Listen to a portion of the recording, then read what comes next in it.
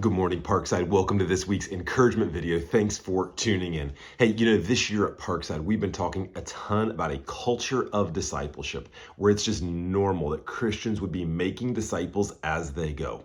Maybe somebody that you've just met who's not a believer and you're introducing them to Jesus. Or maybe somebody in your community group or in your Sunday school class where you're intentionally pouring into them so the two of you can follow Jesus together. Discipleship is simply this. Doing intentional spiritual good in someone else's life. And we want there to be a culture of discipleship where that's just normal at Parkside.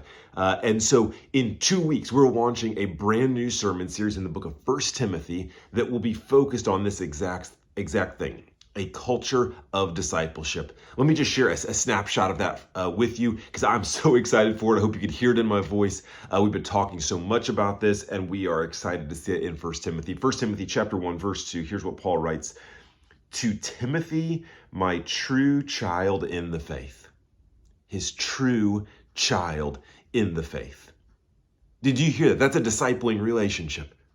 Timothy has been discipled by Paul. Paul can say to Timothy, you are my true child in the faith. Park said, I long for this for every single one of you, that you can look to multiple others and say, you are my true child in the faith. You are my true son in the faith. You are my true daughter in the faith, because I have over time consistently poured into you doing intentional spiritual good in your life to help you follow Jesus, and it's part of me following Jesus as well. That as Jesus made disciples, if I'm going to learn his words and his ways, so I too will also make disciples. You might think of it this way.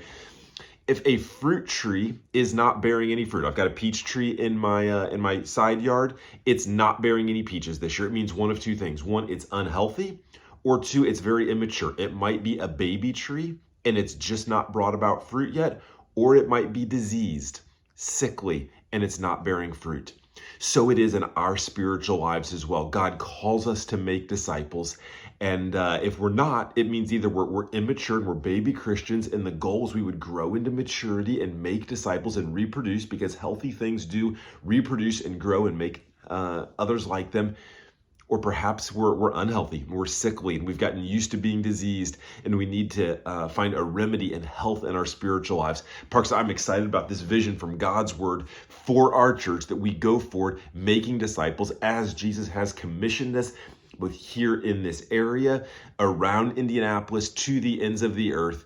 And I look forward to seeing how God will use this church for his kingdom. Now, this Sunday, we'll be wrapping up the Not Your Own series. Last sermon in that series, we'll be talking about the fall offering. The fall offering will be kind of in line with culture of discipleship, where it's helping to see in our church, in our area, to the ends of the earth, how do we allocate resources in those ways. Super excited for it. Parkside, I love you. We'll see you this Sunday.